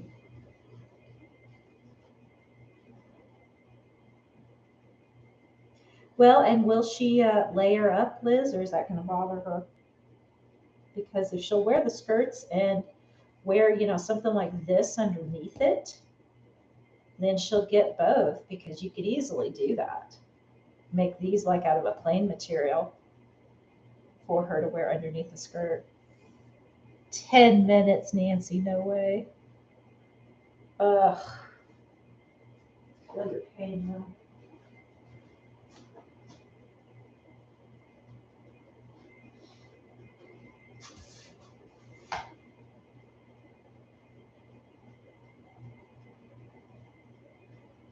So yeah, look for some knit for 2 weeks from tonight, Liz, and we'll do those. And it's going to be very similar to everything we did here. It's just going to be pants.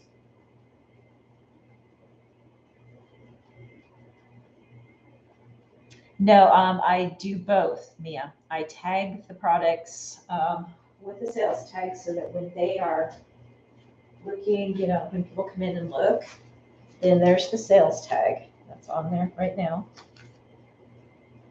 And then it's got the price and the size, and it's got my logo on it. Here, let me take it off and I'll show you guys. And then on the inside of the fabric, or inside of the pants, there's the care label with the size and everything. Oh, I didn't price this one. Just realized that. But that's just the label. And then I would put the price on the back side. But like I said, I just realized I didn't do that on that one. It's pretty. So, yeah, let me grab one from my stash over here. And I'll show you.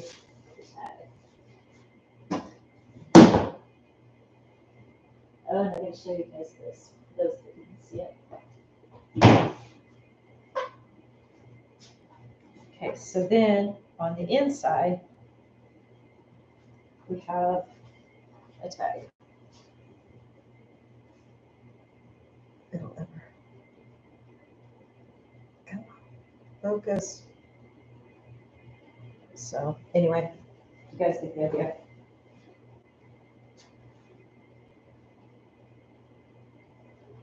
Okay, girls 14 on the pants, Liz, or the skirt? Hey, Patty. What type of knit? I would use a jersey, Juana.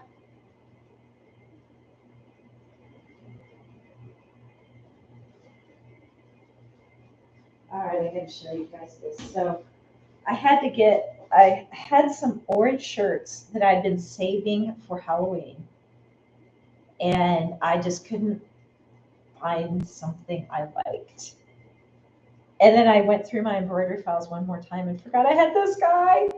Look at him. Is he not the cutest? So I did those for market. And then thankfully, sadly, they didn't sell, but it's probably good because I got home and thought, I've got to tender touch. I didn't tender touch those shirts. I'm really glad they didn't sell because I totally forgot. So I got to go back and tender touch these. Pants. Okay, let me see. Size 14. Size 14. No, top of my head. I'm gonna go look.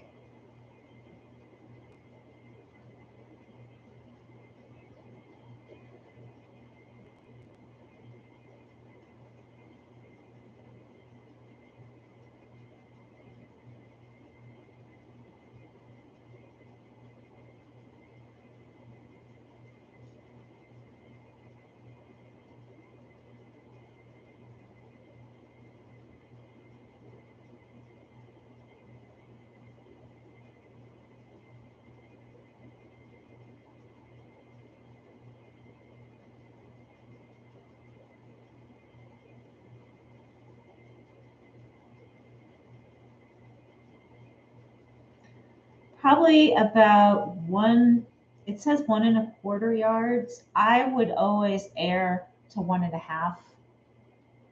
So if you had a yard and a half, I think you'll be safe. Because it says the no cuff style is 1.25 and the cuffed style is 1.25. So I would go to 1.5, just so you know you're good.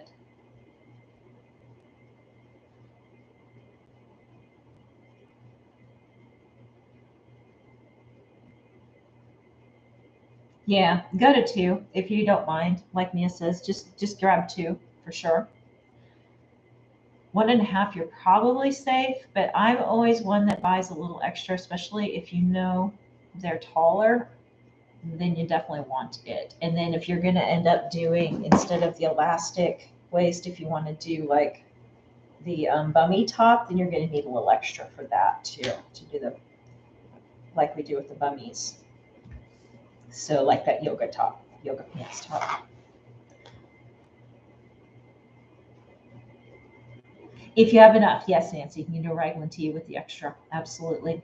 Or you can even do, if you only have enough for like, say, the arms, the sleeves, or the body, and not the sleeves, then you can do 2 different fabrics too. So you can get yourself through it.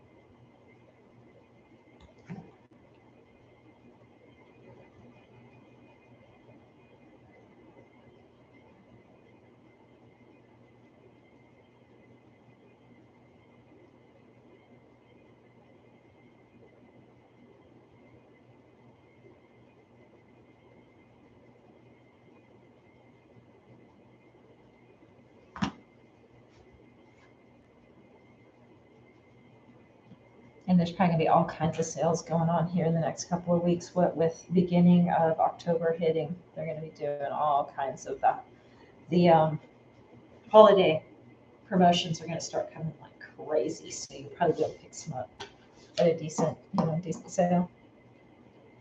And account for user error. There you go. There you go. And then what I would do, Liz, since you're keeping those, I would pre-wash. Just so you know that everything is accounted for when you go to sew them for her. If you need to try them on her or whatever, you already know everything is pre-shown, if it's going to yada yada, that kind of thing. So way your life's a little bit easier that way.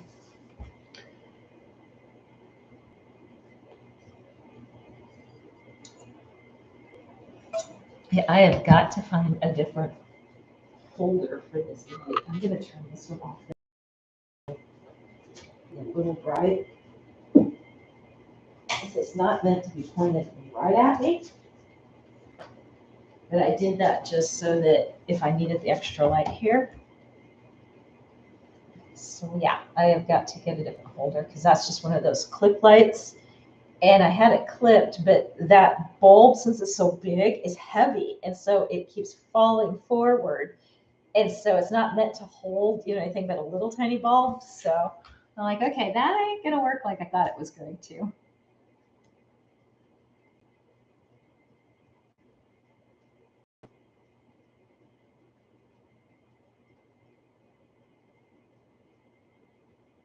Yep, absolutely, Mia. All kinds of goodies you can do with that extra fabric, for sure.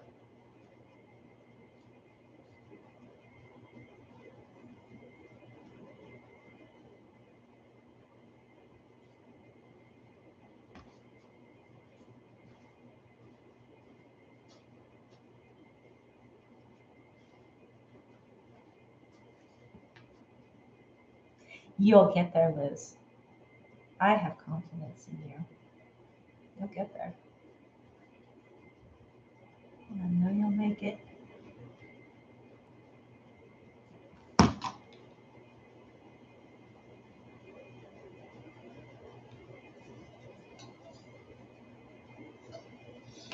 I'm trying to think. I thought there was something else I was going to tell you guys tonight. I can't remember. So I'm doing sublimated shirts for this next time as well. I'll show you guys those. I was going to try and get them done for the last time, and I ran out of time, and I was okay with that because I didn't want to rush these. But I was just in love with how that turned out. And that one actually got done, but I was like, oh, the other ones did not. And then I forgot to cut a sleeve, so that kind of stopped me as well. I'm like, okay, I'm missing a sleeve. Yeah, lost momentum real fast. A little frog. And where's my other ones? Got to keep them separated. Remember how I told you I was cutting and I was marking sizes so that I keep them in case I don't get them marked right away. And where's the other one? Oh, the bat.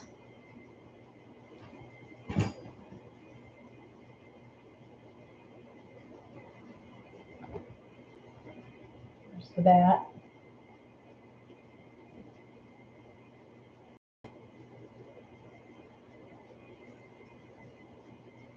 And let's see. There's the frog again. And that. Got a koala. I'm in love with this cat with the pumpkin though. Man, that one's just, oh, here's the koala.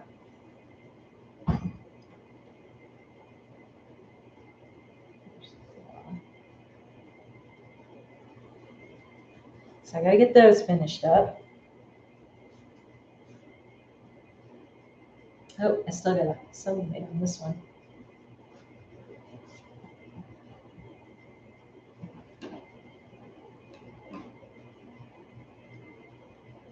Yep, the sublimation is so much fun. And, like I said, you can do it like I did these before I sewed them together. So I had them so that they're open like this. So I've got the sleeves sewn in and everything, but I don't have the side seams sewn. So when I go to sublimate it, then I can just do like this. And I don't have to worry about the back getting in the way. And then I finish the rest of the shirt. So it goes really well like that. And you don't have to make your own shirts. I have, this is like that buttery, that black, only it's in the off-white that I got at Joann's. And it is so amazingly soft that I was like, no, I'm making my shirts just because this stuff is so wonderful.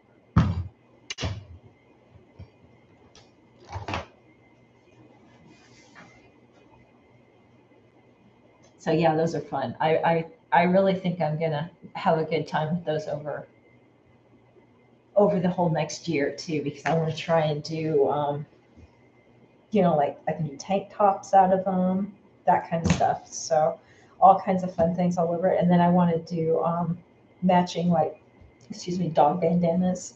So like he can match his human, wouldn't that be kind of cute? Yeah, Juana, I'm kind of loving the sublimation stuff. It just really plays into what I'm trying to do for my shops. So it's really going well. I've already decided I need a much bigger sublimation printer. Not a 13 by 19, a much bigger one to be able to do what I really want to do. So goals, girls, goals.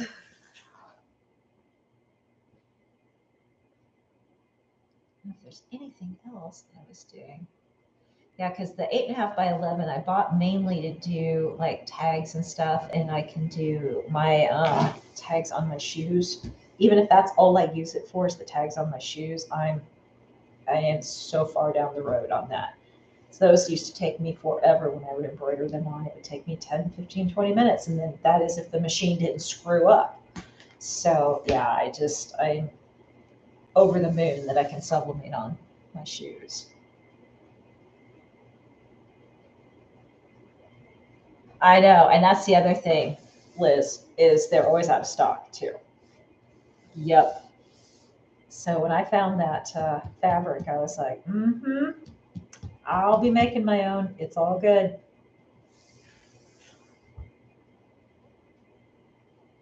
Plus, then I can also change it up. So there's a lot of things I've got in my brain that I want to do for those shirts using sublimation. So I got to try it first to see if it plays out well, but I'll show you guys as I start messing around with it.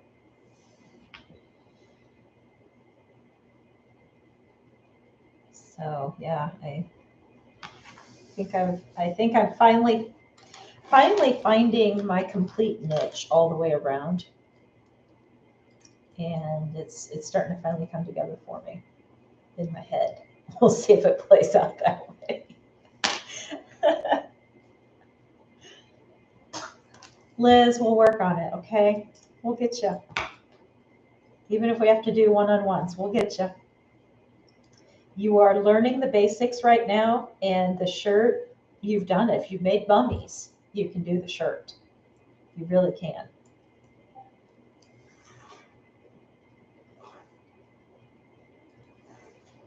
You've made bummies, haven't you, Liz?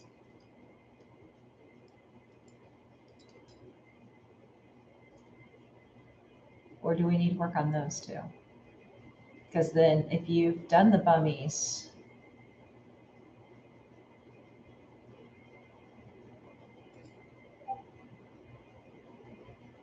yeah.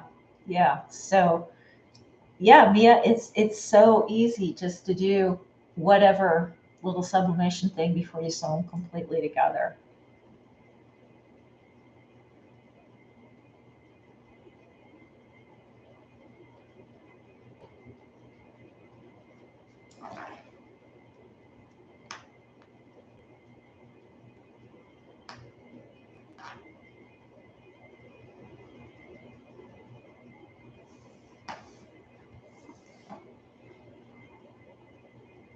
It is time consuming.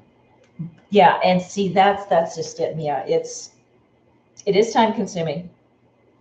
But then on the other end, you always have the sizes you need. You always know that you're going to have good quality. So you got to decide how it works for your business. For me right now, having all of that is where my business model is.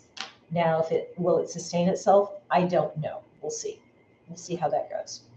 Okay, Liz, we'll work on bummies too. That'll be, we'll take you through the bummies. I've done the bummy thing, but I think we'll do a one-on-one on the bummies, Liz, so that I can talk you through it, because it's not hard, but I know there's going to be a couple places where you might have some questions. And then once you've done that, you can do the shirt. Guarantee it, you can do the shirt.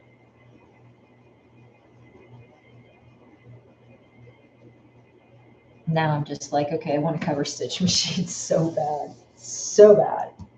Now that I'm doing those, because I think that's the other reason I kind of quit. I was in a hurry, and when I did the zigzag on these to close them up, I can't say the word struggling is right. I think I just needed to take my zigzag stitch. It was too dense and pull it apart a little is what I really think happened.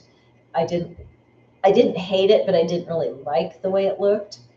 So I was in such a hurry. I was like, okay, no, backing off. Because I was trying to get them. I thought, oh, I can get these done real quick and markets in 2 days. I'll just slam them out. And then I got to that point and went, no, I'm going to slow down a little bit because it looked okay, but it didn't, in my head, I didn't like the way it looked. So, oh, yes. Thanks, Sandy. Angela, I do the kind where you cut the band. It's like the bummy leg. You cut the band, then you sew them together, and then you flip it, and then you pin it into your shirt, and then you pull it apart so that everything kind of just lines up real nice and says, like you do with the bummy cuffs or the bummy waistband. And that's the part that I just had to adjust just a tiny bit. I was trying to take a shortcut, and sometimes shortcuts are not the thing to do. And I found that out on one, and it kind of gathered the neck, and it was my own fault. And I knew exactly what I did when it happened, and it was okay. Gotta do it the right way. Moved this one, and I'm checking the size. That's what I thought. I did move it. It's over there.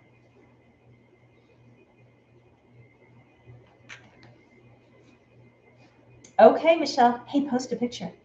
We want to see it. Thanks, Michelle. Have a good week yourself. I did not, Joanne. No, it's just the same fabric as the shirt itself. You could use ribbing if you wanted to.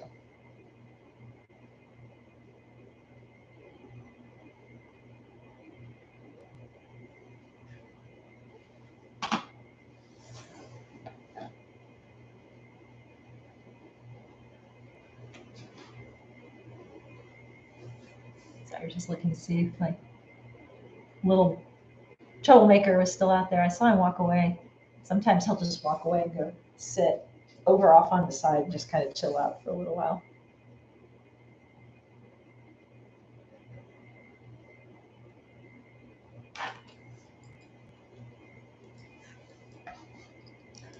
All right, ladies.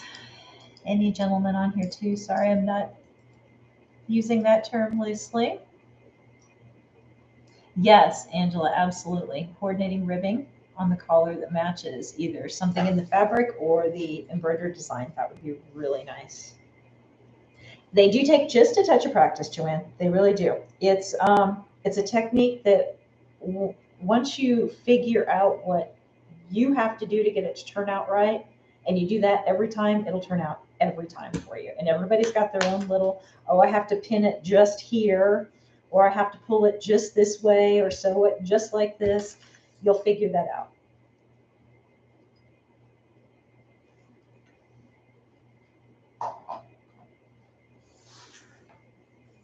All right, I have got to keep moving. Unfortunately, like I said, this is my travel week. So travel is like going on vacation. You have to do a bunch of stuff beforehand because I have pet sitters that come over and take care of the fuzzies for me. So yeah, house needs to be cleaned. I got to write instructions, all that good stuff. So got to do all the things. But I'm grateful I have very, very good pet sitters. They are awesome. So anyways, I will definitely be on again next weekend, guys. In 2 weeks, we'll be doing another sew along, and we've already decided we're going to do the harem pants, the knit harem pants, and those will be very easy as well. And if you guys want to sew along with me, depending upon the size, you're going to be safe with 1 to 2 yards of fabric if you want to grab that ahead of time. These are knit that we will be doing. And then you'll also need elastic. And then either sewing machine or serger. If you have a serger, you're going to need a sewing machine as well. But if you have just the sewing machine, you're fine. So thanks everyone for showing up and sewing with me and chatting and keeping me busy. And it was good to catch up with everybody. And I hope you have a wonderful rest of your evening and have a really good week. And we will see you next Sunday. Bye, guys. Love you.